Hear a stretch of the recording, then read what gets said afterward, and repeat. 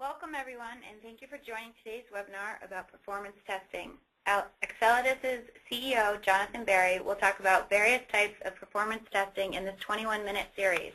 This is the first of our deep dive series on the topic. If you have any questions during the webinar, please submit them in the GoToWebinar chat window. We will take a few minutes at the end and answer them, and then the remaining we will answer directly to you. We will also provide additional information at the end on how to get slides and a recording for today's presentation. And with that, take it away, Jonathan. Thanks, Brittany. Cool. So thanks, everyone, for joining. So again, in the 21-minute format, we're going to move kind of quickly. We'll take a little bit of time to talk about the company background, do a little bit about performance testing in general, go specifically through different test types, and talk about some other considerations, including scheduling. And then at the end, we'll cover a little bit about what Accellatus has to offer and actually do a quick comparison to LoadRunner. So firstly, just a little bit of background on me. For those who don't know me, I was an original member of the Hyperion financial management team.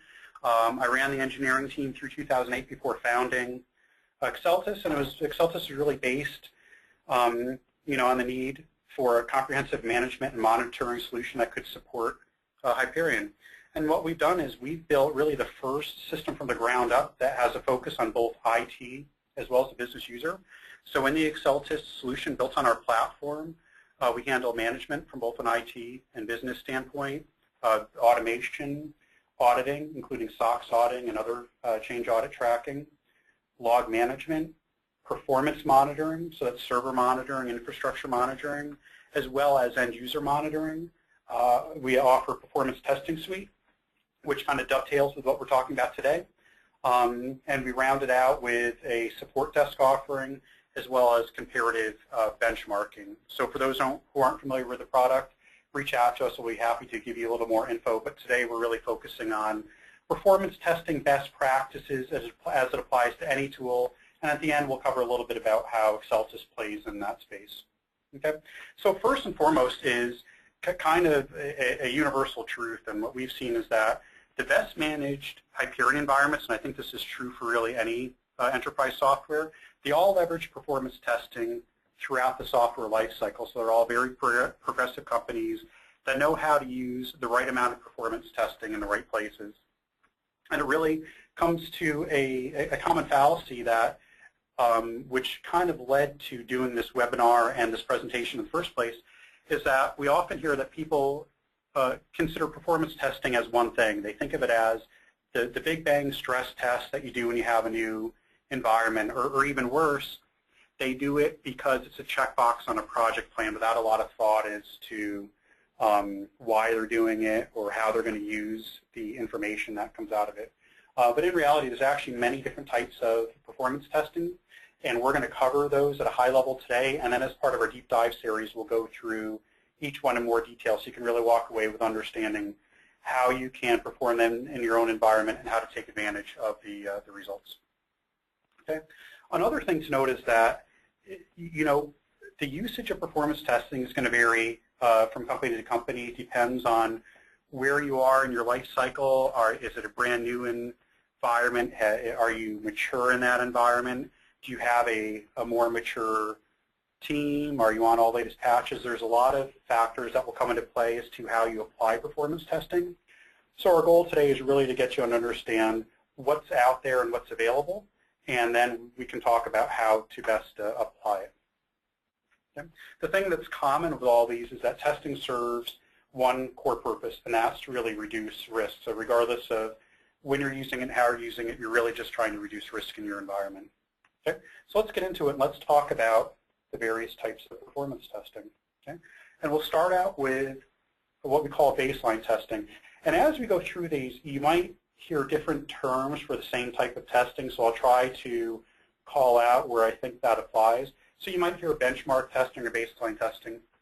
And what we look at as baseline testing is really taking a snapshot, a single point in time of various documents or activities in an environment. So it's usually done in a controlled environment.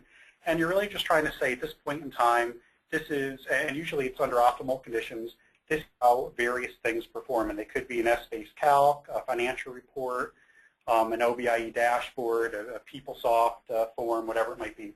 Okay? And this is something that's usually good to do for new environments or when there's major changes. And this kind of comes into what we'll look at with regression testing a little bit later. But you're really just trying to say, where do we stand right now? So let's take a look at what this could look like.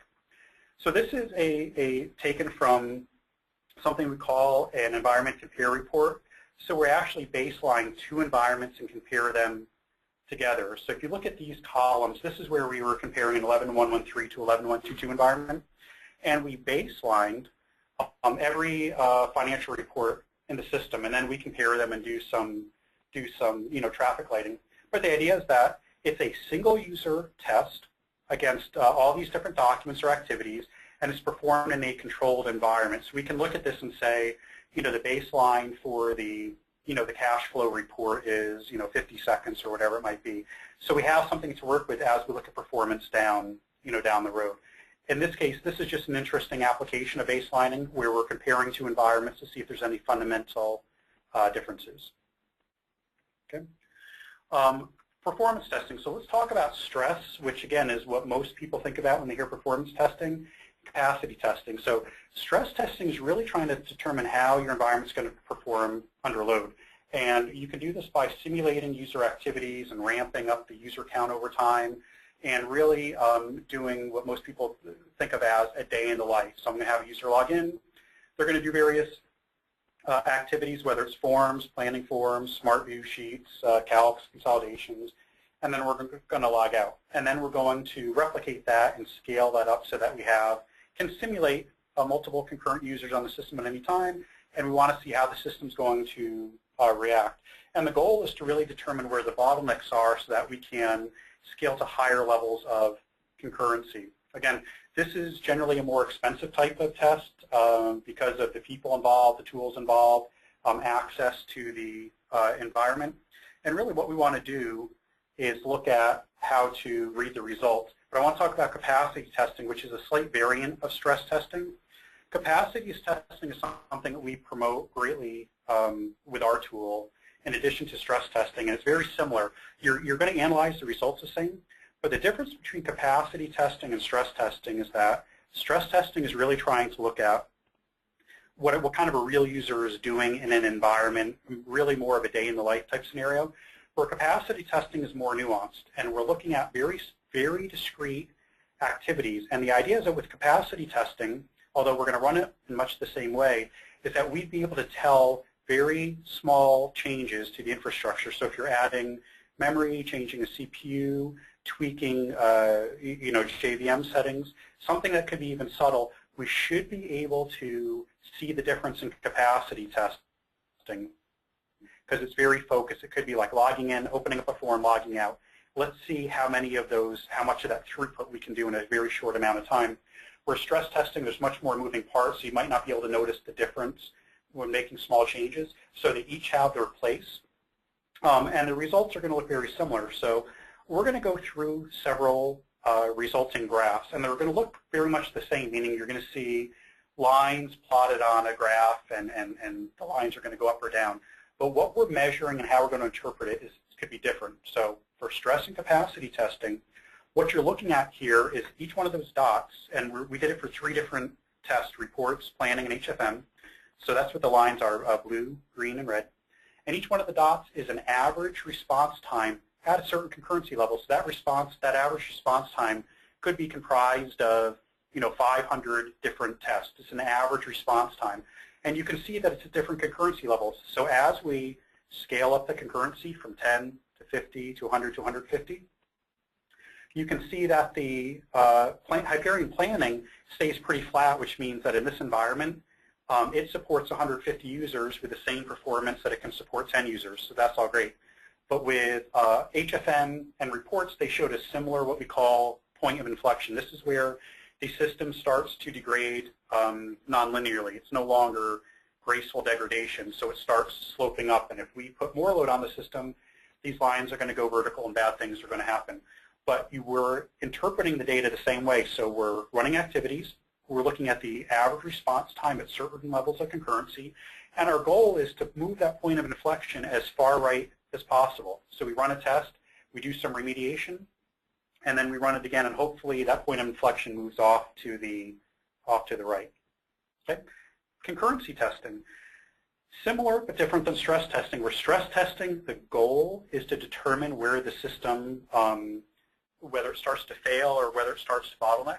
Concurrency testing is really the idea that you could put some load on the system and you're not straining it, but you're doing something other than single user performance. So you could run a single user test all day long and you're not going to experience the conditions that you would under certain levels of concurrency. So the idea of the concurrency is that you're not going to necessarily run it all the time. Maybe it's on a regular basis, maybe it's on a weekly basis, and you're not going to put so much load that you're going to strain the system or cause things to fail, but you want to see how the system performs under a certain amount of load over a regular period of time, because things will be exposed under concurrency that you're not going to see with a single user test.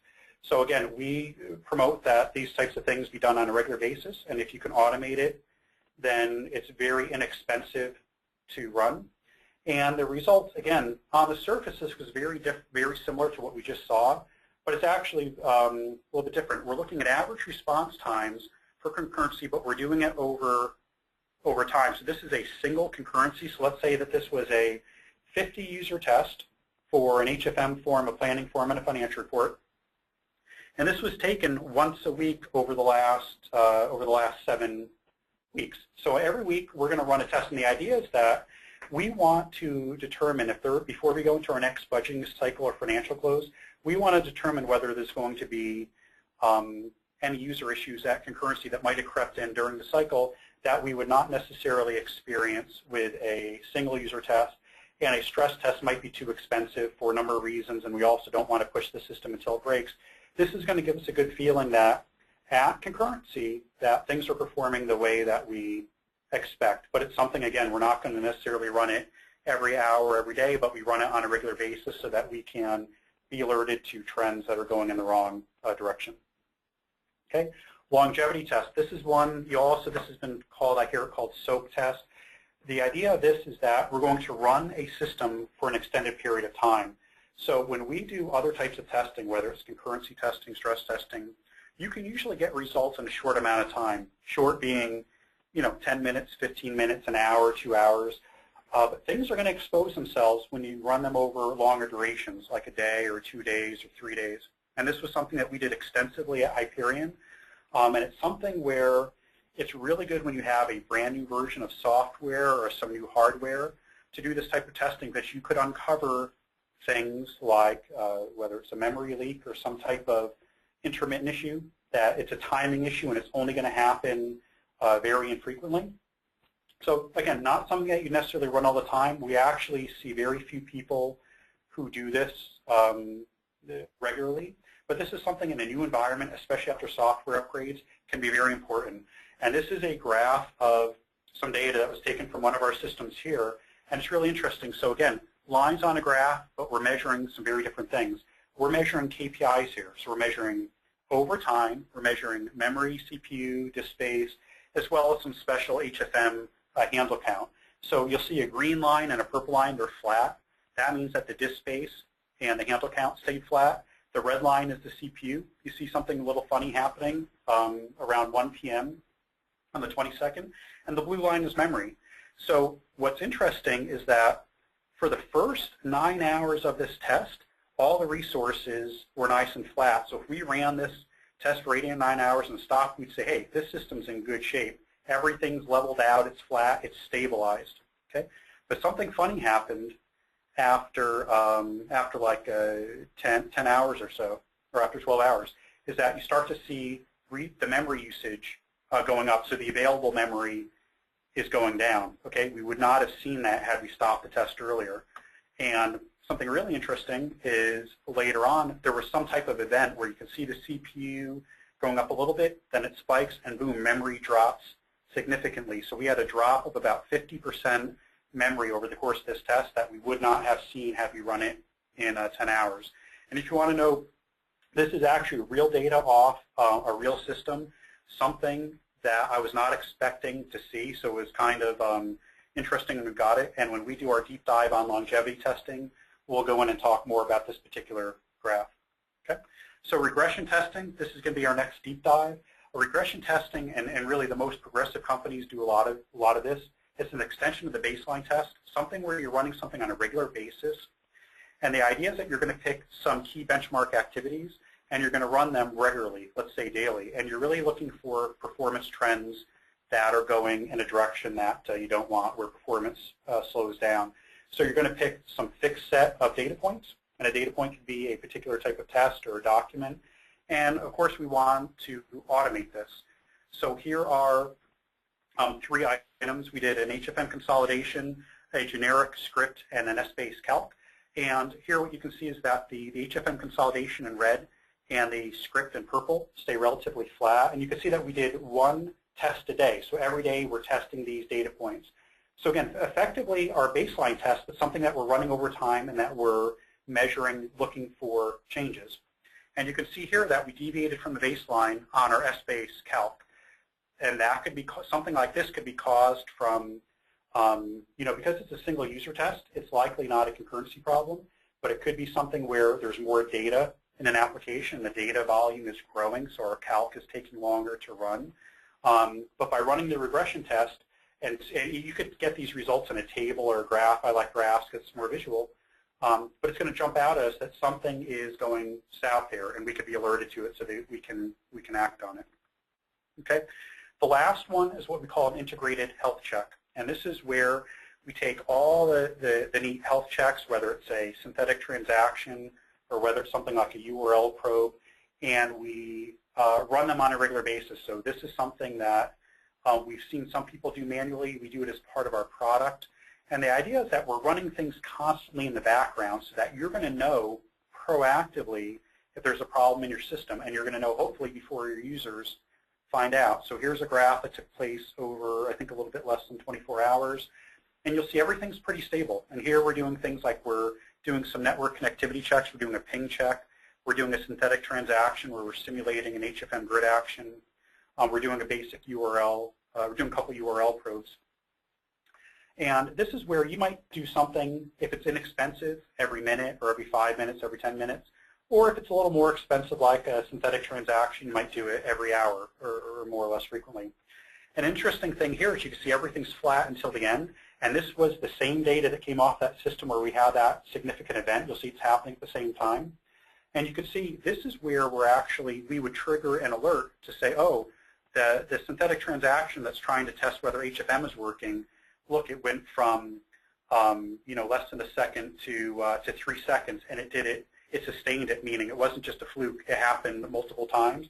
So boom, an alert gets triggered. So even without users on the system, by integrating health checks and performance type health checks into the system, you can have a very proactive way of monitoring your environment and be alerted before users have an issue. Okay, so a couple quick things on scheduling. So those are the core test types. A couple core things on scheduling. This is a very conceptual schedule of a product implementation, and the boxes in black are the different steps to prepare the migration, install the software, configure, migrate the app, eventually roll out. The blue elements are where you can inject performance testing. And normally people might just think about the stress testing right before we do the rollout. But here you can see that you can baseline the old environment, baseline the new environment. You do various capacity testing, you do iterations of stress testing, do a longevity test before a rollout. And then once you roll out, you can integrate regularly scheduled regression tests, concurrency tests, and health checks. So it's a way of being very proactive with integrating performance testing into a deployment. Okay. Logically, the thing with a stress test is that you do all the preparation, and you really need to prepare for doing a number of iterations. So the idea of a stress test is to determine bottlenecks, but you need to provide time to fix the problem. So one of the big catch-22s is that performance testing is often scheduled only at the end, and the original schedule may not provide for multiple iterations to fix problems. And then as other things get delayed, performance testing often gets squished and compressed. So that what's interesting is performance testing is there to reduce the risk, but delays in the schedule, which are naturally adding risk, are cutting out the process to de-risk it in the first place. So it becomes a problem. So it's really about thinking about this ahead of time and planning for it in the schedule. Okay, so just to wrap up a little bit about Excellitis, we offer multiple performance testing solutions in our suite. We have an express load tool, really easy to get started. We'll talk a little bit about that. Everything we do is supposed to be actionable. And the idea is that with Excellitis as a platform, you can replay past activities. So you can take a close that occurred on 11.113 and replay it, resimulate it in 11.124 to see how the system would respond.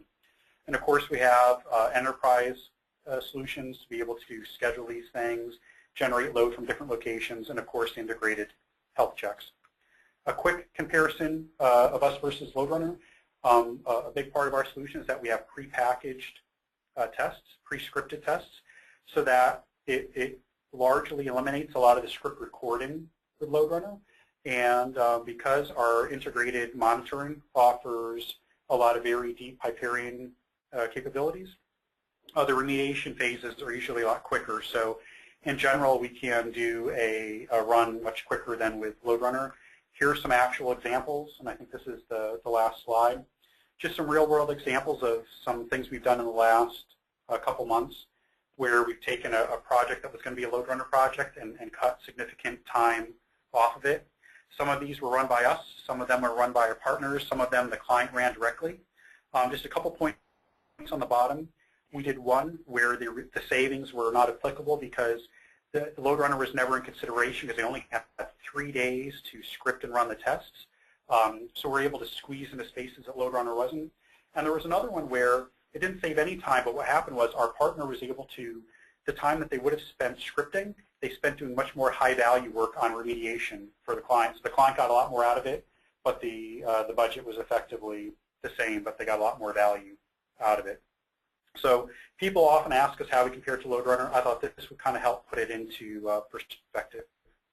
Okay. So I think we're a minute over, but just to kind of wrap up, again, for today's slides or an assessment of your performance testing project, reach out to Cameron Morris. His email is here. We'll be launching our deep dive series. We're going to go through each one of the performance test types that we did, that I covered. We're going to start with regression testing and really go through how to set up the test, what to track, specifically how to read the results and how to act on it. April 28th, regression testing followed up by the other test types, again in the 21-minute format, so won't use all of your time. And you can register for that today on excellitis.com/webinars. So we'll take a couple of questions that came in.